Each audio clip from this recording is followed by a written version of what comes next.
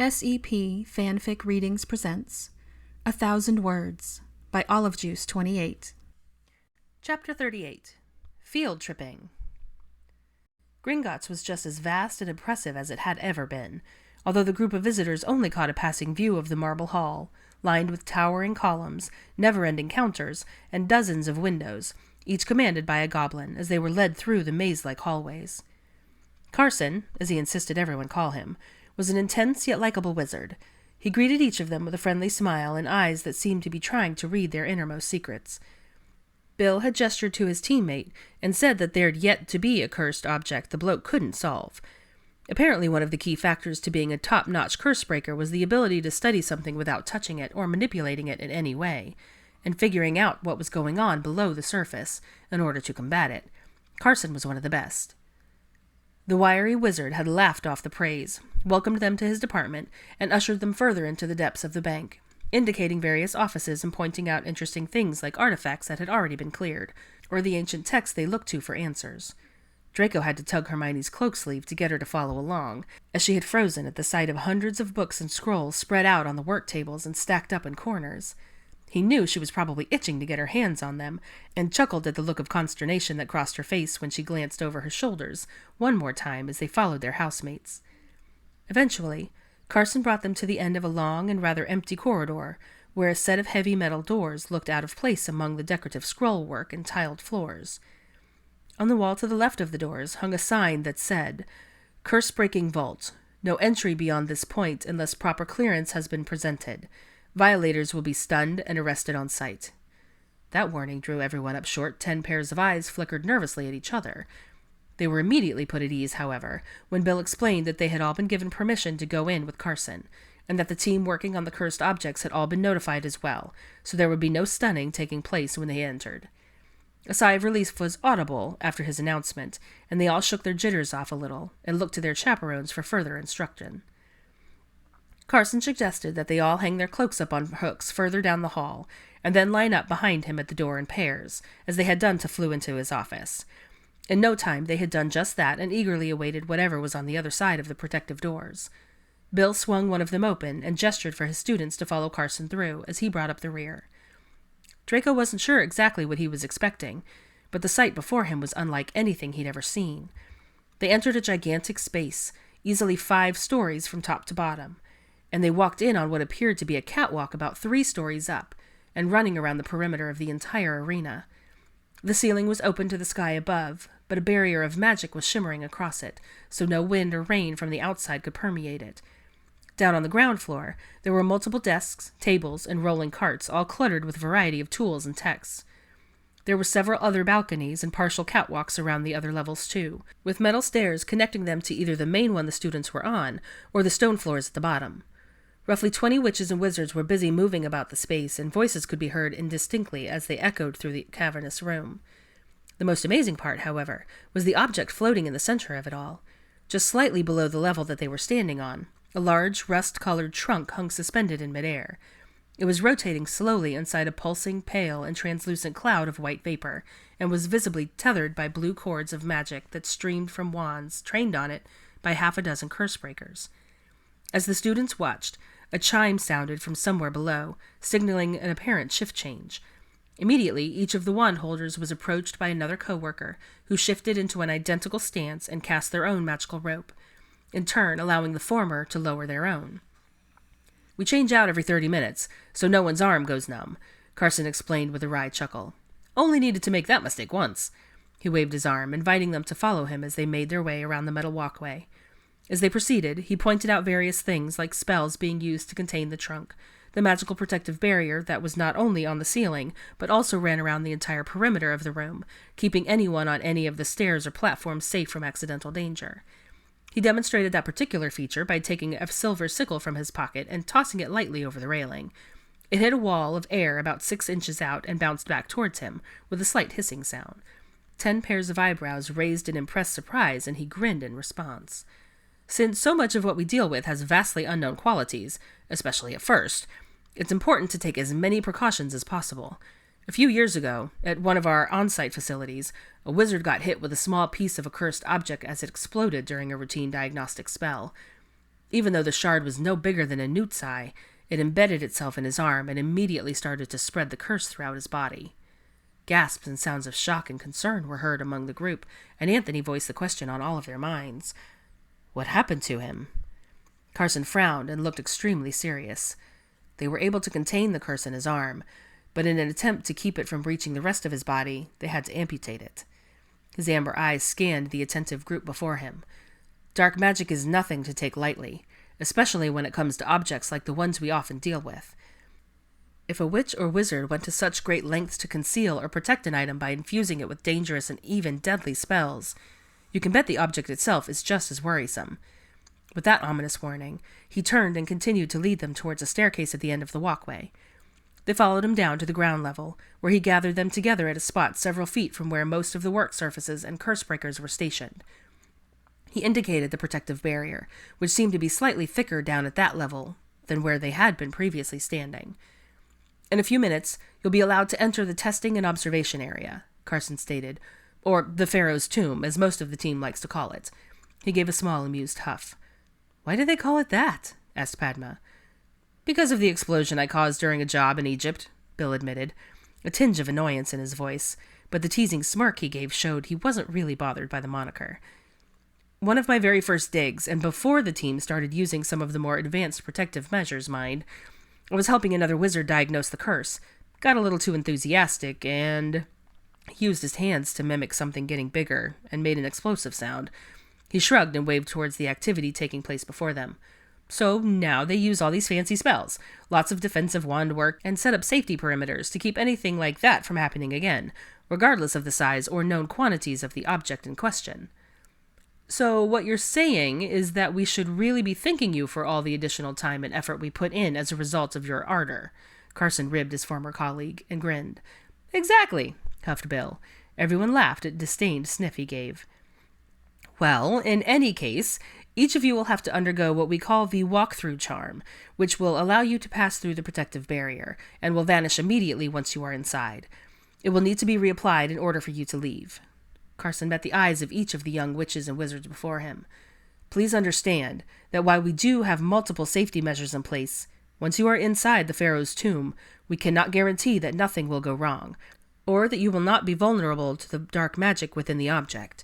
If you would rather not put yourself in such a position, which is completely understandable, you may stay on this side of the barrier to observe. It is entirely up to you. He gave them a few moments to consider their options, while he conversed with Bill off to one side. A few of the eighth years, like Dean and Theo, had no qualms whatsoever about entering the arena.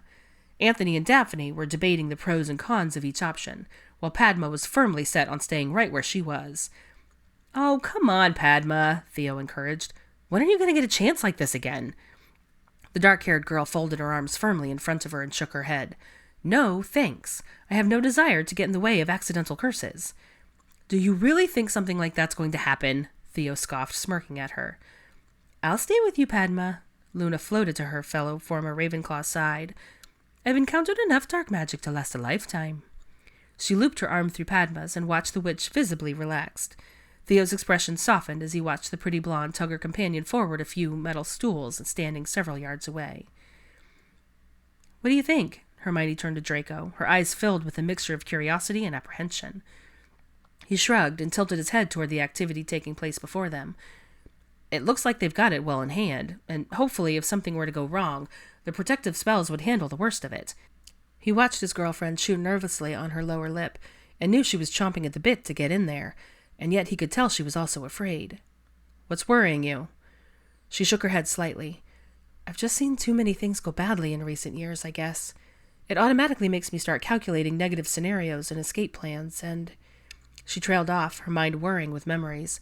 Images flashed behind her eyes. The snake in Godric's Hollow, Dollhoff's curse at the Ministry, Katie Bell suspended in midair, Bellatrix's face inches from her own.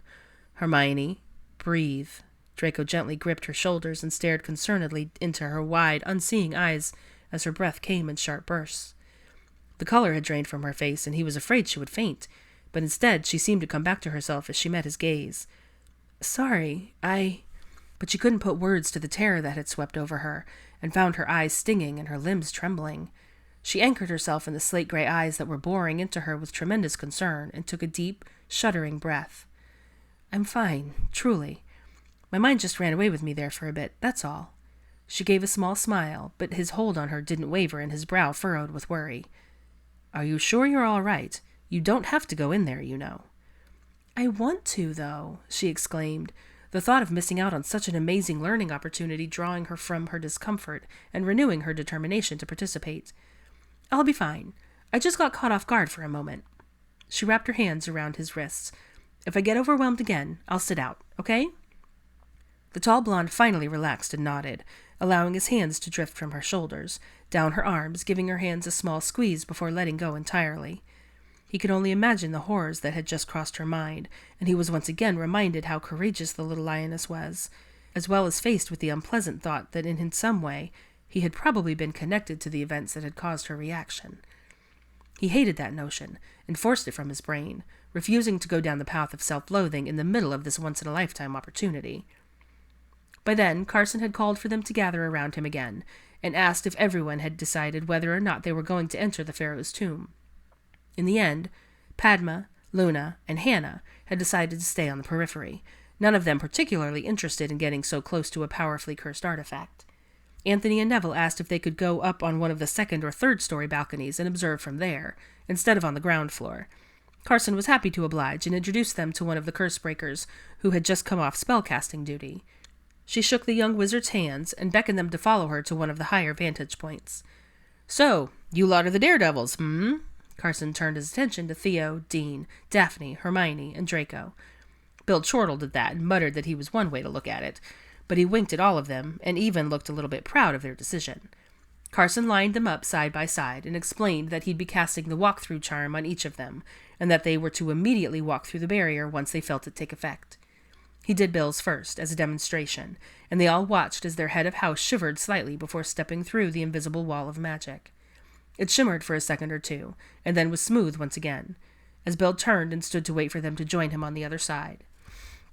"Right then, here goes." Carson approached Dean and tapped him lightly on the head with his wand, saying, "Perfringo."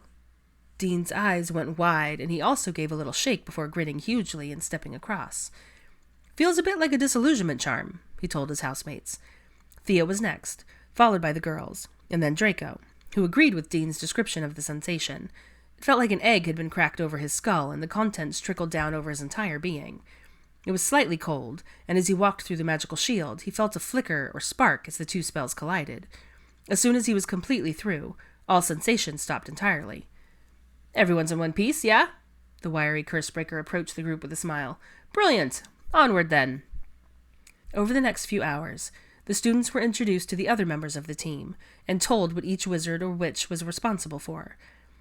They were given the opportunity to read notes, inspect other previously cursed items, and asked any questions that had come up in general process of curse breaking. Carson had magically amplified most of the conversation so that the housemates outside the barrier could still participate from a distance. Once the broad overview was complete, the group gathered back near where they had entered the arena. "Now, let's focus on the task currently taking place." Carson gestured to the trunk that was still suspended above them all. This particular object was found in a crypt, miles below the surface of the desert, in the southwest corner of Egypt, nowhere near the Valley of the Kings, where most of the other work has been done. He waved his wand, and a large map that had been rolled up on top of a nearby table unfurled itself and hung in front of them. They could clearly see multiple markings in the area of the valley where teams had unearthed artifacts over the years, but a great distance away were 3 red dots and seemingly empty portion of the country. "How did you even know they were there?" Hermione asked. "We didn't," Carson responded. "It was quite by accident. Somehow, the International Portkey office miscalculated the coordinates and several of our team members wound up there, while the rest arrived at the usual spot. Once they figured out what had happened, they sent a Patronus saying they would camp there for the night and then apparate to us the next morning. Instead, during breakfast, we received a second Patronus requesting assistance at their location." He paused to turn around, clearly looking for something, or someone as it turned out. Then he waved a dark-haired, olive-skinned witch over to them. "This is Galini, and she was one of the team that spent the night out there. I'll let her tell you what happened." He grinned and stepped aside for his cohort to take center stage. "Well, it was unnerving, I can tell you that," The petite, curvy woman huffed a wry chuckle, her Mediterranean accent lilting over them. At first it just seemed like any other plot of desert, dry, treeless, and full of sand. They all chuckled along with her. But shortly after we settled in for the night, we started hearing things. Odd things, considering there's absolutely nothing out there. No roads, no cities, no farms, not even any wildlife. We hadn't seen a single living thing since arriving, so any noise that didn't come from the three of us was cause for alarm. The students nodded in understanding, hanging on her every word. She continued. We listened from inside the tent for maybe an hour. The sound would come and go, like it was getting nearer, and then fading away. It was a whirring sound, like wind in a tunnel, but the air was not moving. After that first hour, we ventured outside, trying to determine where it was coming from. We walked in a circle around the tent, then made a bigger circle, and a bigger one. The sound seemed loudest behind the tent, to the south, so we focused on that area. Eventually, Raffi, one of my teammates, determined the sound to be coming from underground, so we used magic to move the sand and got below the surface. He was right. She gave a small shudder at the memory. The hole we dug was more than big enough for the three of us to stand in, and the deeper we went, the louder the sound became. The ground vibrated along with it, but you could feel it humming through your whole body. Being exposed to that for minutes at a time eventually made us all feel like our hands and feet were going numb. That's when we climbed out and decided to call for reinforcements. She nodded toward Carson, who stepped back to her side and picked up the story from there. 4 of us joined them out there as quickly as we could, Sven and I. He pointed to a tall, broad-shouldered blonde across the arena, and 2 others who were still in Egypt. We found everything to be exactly as Galini described. Erring on the side of caution, we chose to dig from outside the hole from that point on, just in case the ground opened up quickly or whatever was below us would react to physical contact. He paused and scrubbed a hand over his face as if still exasperated by the whole ordeal. It took us a day and a half to finally reach what eventually learned was a crypt. The hole wound up being deeper than this vault. He threw his hand up in the air, indicating the enchanted ceiling 5 stories above. The amount of sand, he snorted. Let's just say I still don't think I've gotten rid of it all. Galini nodded vehemently, and the students chuckled at their antics. After all that, the crypt was ridiculously easy to open. Too easy, we all think. Carson continued in a slightly ominous tone. Only a simple alohomora was needed to open the door, and the trunk was just sitting on the floor inside a room only a little larger than a broom cupboard. The other objects we collected were in a small alcove behind it. He gestured to the wooden crate on the floor halfway across the room. We haven't dealt with those yet, until we figure out what the big one is. All eyes once again were trained on the trunk hovering above. So how do you know it's been cursed? Dean asked. Before we even stepped foot into the crypt, we cast some basic diagnostic and revealing spells. The readout was so dark we couldn't pick it apart at all in the environment. The other items weren't quite as cursed, but we still didn't want to take any chances. We levitated all of them out and brought them to our base camp without coming within less than a foot of them. What have you learned so far? Asked Hermione. We've stripped off all the basic repellent charms and a few of the less dangerous curses, Carson began, but Galini cut him off. He says less dangerous, but I think being thrown 50 feet in the air or having the air choked out of you are pretty dangerous results myself. She rolled her eyes and shook her head. Seriously? Asked Theo, incredulous. Yes, and honestly those are pretty common results and fairly easy to recover from. It's the ones that turn your veins black or melt your skin that you have to be careful of. If possible, the eyes of the students in front of him grew even wider. Is it the trunk itself, or whatever is inside that is cursed? Draco asked, feeling rather unnerved by his proximity to the artifact now. Ah, now that is a very good question, Carson eyed him thoroughly. We're trying to determine that very thing right now. You see, whatever is inside is heavily cloaked. Any sort of penetrating spell we cast only shows us the most basic outline, and it's not a recognizable one. Nothing as commonplace as a book, or a goblet, or even a sword, or a dagger. If anything, it looks like a large rock, or a broken chunk of a statue, something lumpy and uneven. Could it be wrapped in something, like a tapestry? Daphne asked while her eyes stayed fixed on the trunk. Possibly, Galini nodded. The problem is that we can't open the trunk until its magic is separated from the object inside. They seem to be interwoven, which is making the task more difficult than usual. Without realizing it, as the group had been observing and questioning, they had also been shifting slowly closer to the middle of the arena. Currently, they were right in line with the team members who were tethering the trunk with the blue cords of magic. As they continued to watch, the chime sounded once more for wand holders to swap out. This act was carefully choreographed, so that there were always at least 6 ropes binding the trunk at all times. As a new cord was cast, an old one would be released. The 8th years had seen the routine take place 4 times already, but this time something was amiss, and Draco was the first to spot it. The wizard immediately to his left had been joined by his replacement at the same time as the witch across the floor from him had been approached by hers. However, before either of the new arrivals had cast their jet of blue light, both wand holders released their own. At exactly the same moment, a third wizard 2 spots over released his cord, but his cohort had overshot hers, causing it to fizzle out when it missed its mark. As a result, only 3 ropes bound the trunk, and whatever magic had been contained recognized the shift in its bindings. "Quick!" Draco shouted and pointed, drawing everyone's attention to the trunk, which had started to vibrate, the haze around it pulsing violently until it suddenly disappeared entirely. The 3 curse-breakers who still had their wands trained on the rust-colored box were now clearly struggling to maintain their hold, each of them using both hands to steady their frantically trembling wands. The other wand holders around the perimeter immediately raised their own wands and tried to cast more magical cords, but to no avail. Each time the spell was cast, it rebounded inches away from touching the cursed object, instead of latching itself on as it had done before. One of the wizards was actually thrown back off his feet at the force of the rejected attempt. Bill, Carson, and Galini had all raised their own wands, though instead of attempting to add more bindings to the trunk, they seemed to be casting protective spells between it and the people below. With quick glances at one another, the 5 students beside them did so as well, spreading themselves out so that they were in between the other curse breakers around the circle, each casting a shield charm over themselves and the witch or wizard on either side of them, as the team continued to try to contain whatever magic was building inside the trunk. In the meantime, Neville and Anthony had barreled down the steps of the 2nd-story walkway they had been observing from, and sprinted around the outside of the protective barrier until they reached the trio of girls who'd been watching the events unfold with increasing trepidation. "Anyone know how to cast that spell to walk through the barrier?" Neville asked, waving wildly in the direction of the invisible wall. "I think so," Padma began. "But what if I get it wrong?" "Then we get tossed back," Anthony shrugged. "They need all the help they can get." Cautiously approaching the entry point they had seen their housemates go through, all 5 took deep, steadying breaths and glanced at one another. Padma squared her shoulders and gently tapped Anthony on the head, saying, "Perfringo," just as she heard Carson do earlier. "It does feel like a disillusionment," Anthony remarked, and then before anyone could try to persuade him, spun on his heel and marched through the protective barrier. When nothing awful happened, he turned and grinned and gave Padma a thumbs up before grabbing his wand from his pocket and jogging off to help. Turning to the others, she repeated the spell and watched as each of them followed suit. Finally, she was the only one left standing, wide-eyed on the outside of the arena. Muttering to herself about being dragged into such nonsense, she tapped herself on the head, shivered at the odd sensation, and stomped through the barrier to join her friends.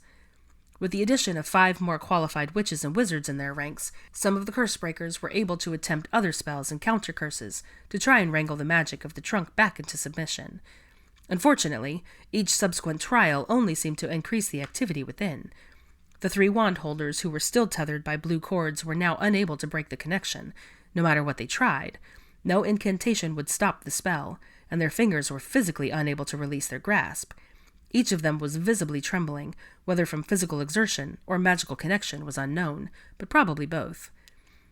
The other team members had decided that perhaps containing the object would be their best bet now, and rolled out a large metal box, easily 4 times the size of the trunk.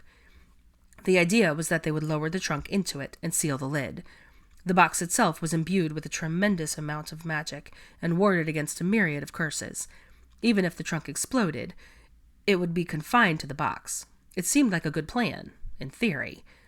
Bill, Carson, Galini, and 2 others began circling around, instructing the other witches and wizards on what to do.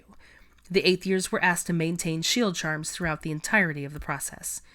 2/3 of the curse breakers were going to focus on bringing the trunk down and getting it into the box. The rest were tasked with making sure the box was closed and secured before any connections were broken. The 3 wand holders were simply supposed to hang on as best they could and hope the cords broke once the trunk was sealed away. Everything started smoothly. The trunk was being lowered slowly, the shield charms were steadily holding, and everyone was still on their feet. As the distance shrank, however, the trunk started emitting the whirring sound Galini had described to her young audience earlier. It began softly but quickly rose to uncomfortable decibels. The vibration caused by the sound traveled through the stone floor and penetrated the soles of every pair of shoes standing on it. After a minute of such constant thrumming, the effects were already being felt as fingers tingled on the verge of numbness, and arms started to tremble. The housemates met one another's eyes around the circle, asking with arched brows if they were okay, smiling encouragement and grimacing unease at the unfolding events that they found themselves caught up in. Across from each other, chocolate-brown orbs met slate-gray as Hermione sought out Draco's familiar gaze.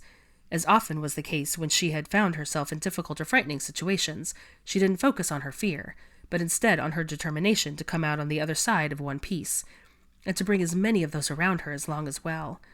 The tall blonde currently piercing her with his molten stare being paramount in her efforts. Draco was not thinking about himself or his own safety at all, but solely of Hermione.